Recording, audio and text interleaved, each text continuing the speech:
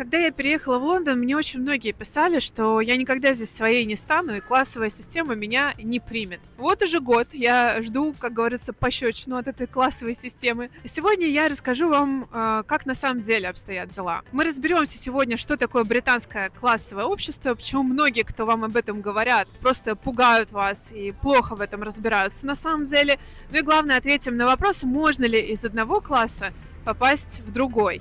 Классовая система в Великобритании одна из старейших в мире, и она невоображаема. Она выросла из исторического контекста. Какой была Британия в средние века? Есть аристократия, те, кто владеет землей по праву рождения, и есть духовенство.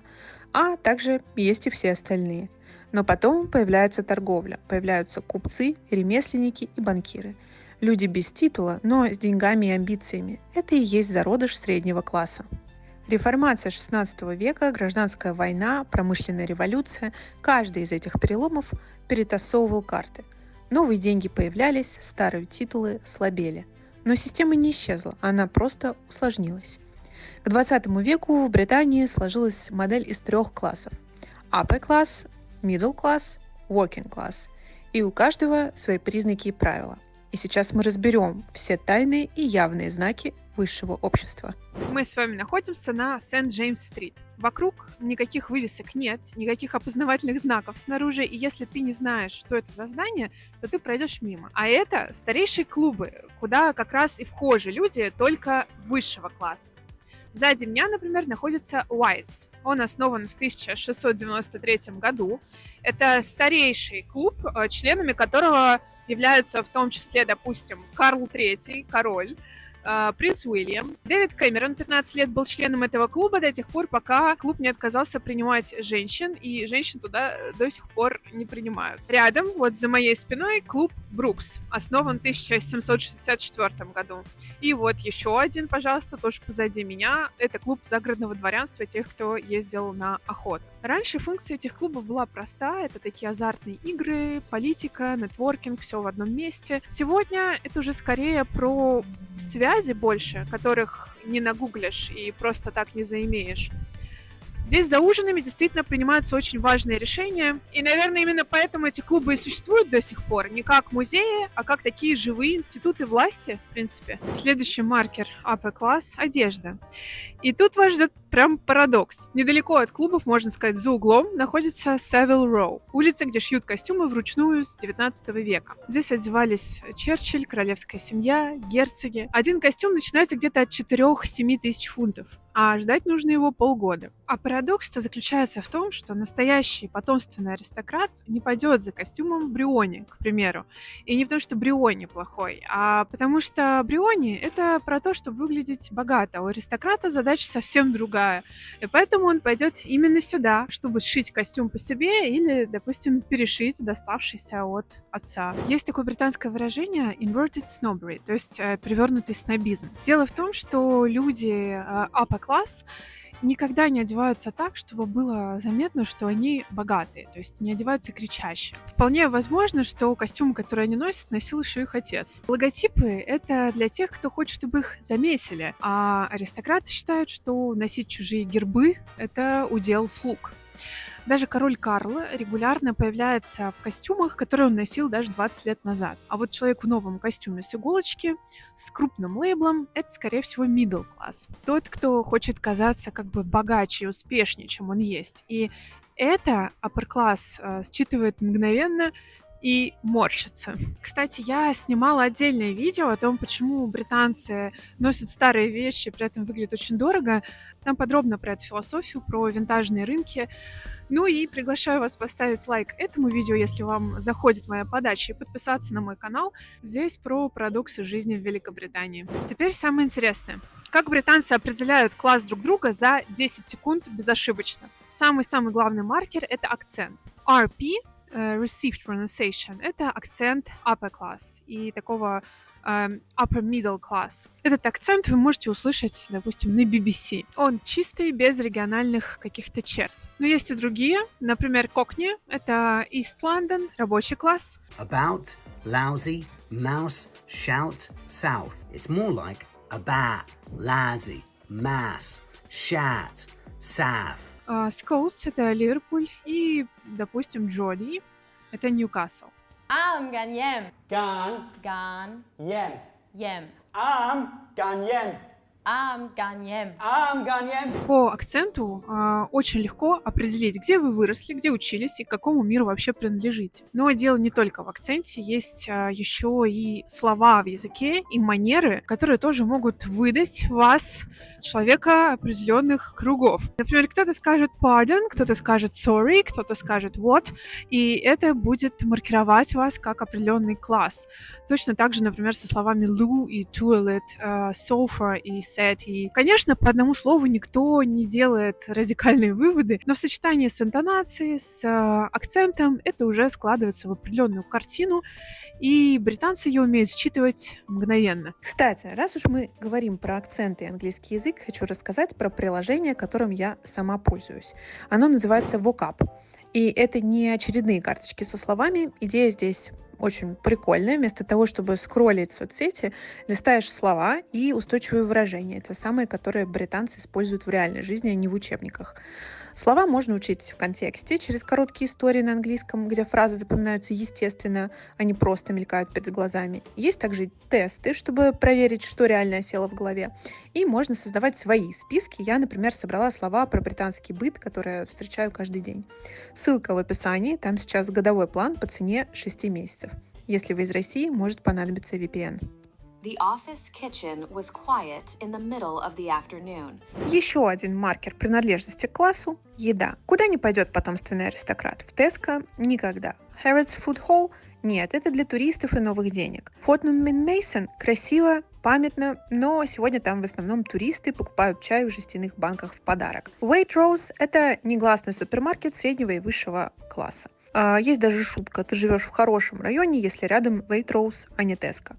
Но настоящий АП-класс идет дальше. Они заказывают напрямую с ферм. У них есть свои знакомые проверенные мясники и рыбаки, и смысл не в том, чтобы купить продукты дорого, а смысл в том, чтобы купить то, в чем ты уверен. Это про ценность и традицию знать, откуда твоя еда. Без массового производства, без супермаркета как посредника. И, наконец, образование. Тут очень интересные цифры вас ждут. В Британии всего 6% детей учатся в частных школах, но при этом в Оксфорде треть студентов из частных школ. При том, что формально никаких ограничений, барьеров нет. Подавай документы на общих основаниях, сдавай экзамены, проходи интервью и можешь поступить. Так почему же такая диспропорция? Потому что частная школа, она дает не только знания, она дает специальную подготовку к интервью в Оксфорде. Там для этого существуют целые программы. Она дает уверенность в себе, которую очень сложно имитировать.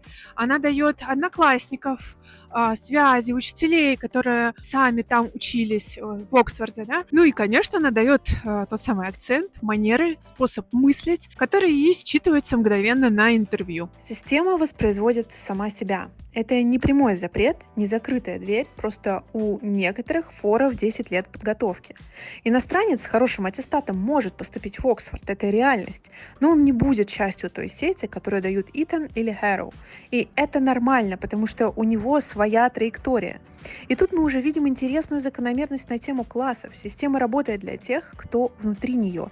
Если ты снаружи, у тебя просто другие правила игры.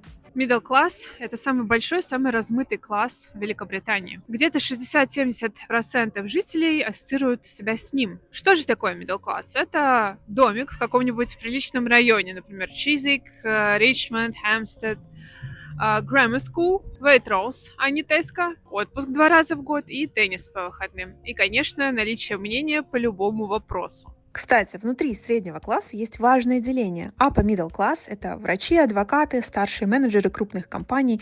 Они могут зарабатывать очень хорошо и при этом никогда не будут upper class, потому что upper class — это не про деньги, это про происхождение.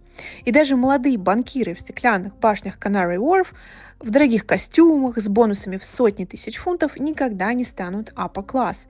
Для старой аристократии они все равно new money, и эта граница в Британии до сих пор ощущается очень четко. В чем еще она проявляется? Есть такое понятие класс ceiling, то есть классовый потолок. Исследования показали, что даже когда человек из рабочего класса получает очень хорошее образование, и даже если он попадает в элитную профессию, он в среднем зарабатывает на 7 тысяч фунтов в год меньше, чем его коллеги из upper class. Просто потому, что говорит немножко не так, держится немножко не так, не дотягивает одним словом. В топовых юридических фирмах Лондона был задокументирован случай. Кандидат с отличным CV не получил места. Причины, которые озвучили внутри: Essex Barrow Boy, то есть звучит как торговец с рынка в Эссексе. Не потому что глупый, просто у него не тот акцент. 75% старших судей Британии – выпускники Оксфорда или Кембриджа. В топовых банках Сити больше 60% руководителей из частных школ, при том, что частные школы – это 6% населения. Причем никаких внешних ограничений нет. Просто система сама себя воспроизводит. Люди нанимают похожих на себя, доверяют каким-то знакомым сигналам. Есть ли противостояние между upper и middle class? Это интересный вопрос, открытого нет. Британцы вообще на эту тему говорить в принципе не любят. Но негласно оно есть, конечно. Middle смотрят на аристократию такую семейную, немножечко с раздражением, потому что они как бы ничего не сделали, уже родились с серебряной ложкой во рту. А upper смотрят на middle с таким снисхождением. Не очень стараются, это мило.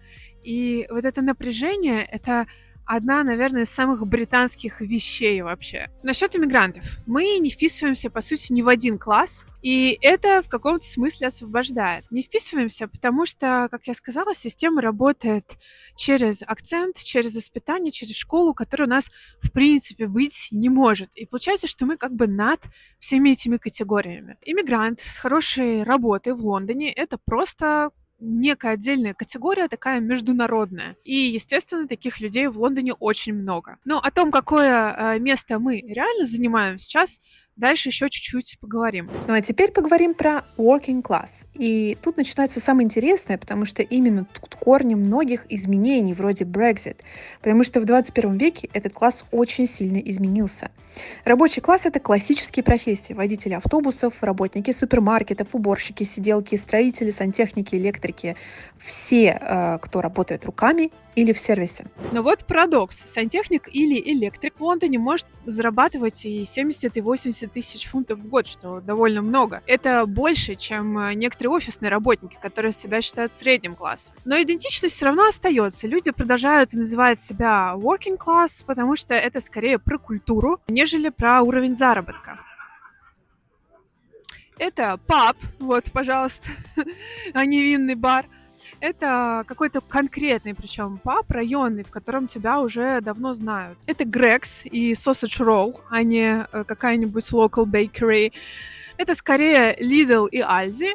И такая прямота в разговоре. Дети рабочего класса идут в обычные state schools. Финансирование этих школ где-то в 3 раза меньше, чем частных. Но здесь не сильно страдает качество образования, просто меняется то, какой мир ребенок принимает за норму. И что реально важно, working class сейчас под большим давлением в Британии. Зарплаты их не росли где-то с 2007 года, с учетом инфляции. А традиционные рабочие районы вроде Манчестера, Ливерпуля, севера Англии, они в таком, можно сказать, в упадке после закрытия шахт и заводов. И это даже не про бедность больше, а про потерю идентичности. То есть очень большое количество людей вынуждены жить не так, как привыкли они и их отцы. Одним из следствий таких перемен стал Brexit. Но Brexit выиграл, конечно, не только за счет рабочего класса. Brexit проголосовал еще так называемый squeezed middle, сдавленный средний класс. Люди, которые формально считаются средним классом, но чувствуют себя проигравшими от глобализации. И вот тут, как пираньи, появляются политики, потому что классовое напряжение — это идеальное топливо для популизма.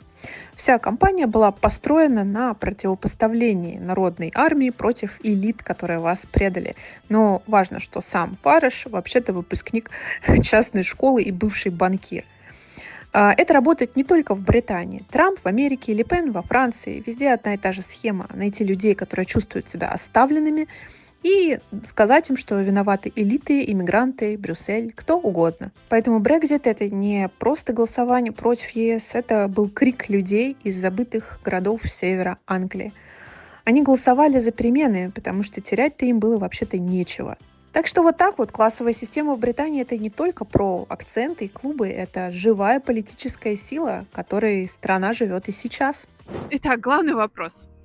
Правда ли, что в Британии вас никогда не примут за своего? Что британцы будут всегда смотреть свысока и презирать вас? Ну или игнорировать? Давайте по фактам разберемся. Британия одна из самых толерантных к иммигрантам стран, по крайней мере, в Европе. Да, есть, конечно, напряженное отношение к иммигрантам, особенно к тем, которые вот на лодках через Ла-Манш переплывают. Но это вообще совсем другая история, не про нас с вами. Мой личный опыт вот почти за год в Лондоне. Никто ни разу не дал понять мне, что я где-то зашла не в ту дверь. Везде ко мне относятся максимально вежливо, с уважением, постоянно предлагают помощь, потому что видят, что я иностранка. И не потому, что британцы такие добрые, святые, просто я из их системы координат выпала, и они не совсем понимают, куда меня отнести. И самое интересное, что я и не претендую ни на какое из мест в их системе координат. Это очень сильно освобождает. Естественно, я никогда не попаду в закрытые клубы.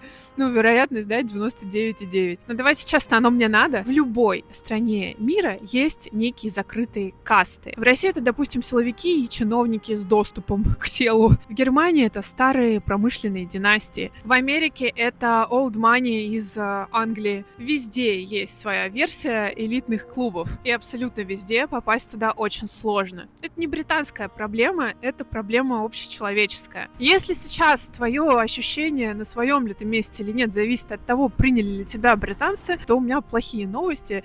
Это проблема не британцев. Это про отсутствие внутренней опоры и про потребность во внешнем одобрении. Я живу в Лондоне, у меня своя жизнь, своя работа, свои ценности. И мне абсолютно ок, я счастлива, я не играю в эту игру. У меня есть своя. Кстати, фраза «ты никогда не станешь своей» звучит-то не от британцев в основном, а от иммигрантов. От тех, кто сам внутри опор не нашел и вот ищет ее отчаянно снаружи. Расскажите, сталкивались ли вы с этим? Какие у вас впечатления о классовой системе в Великобритании? Но если вы живете в эмиграции, расскажите, насколько вам комфортно и чувствуете ли вы себя своими. Благодарю за просмотр, до новых видео, пока!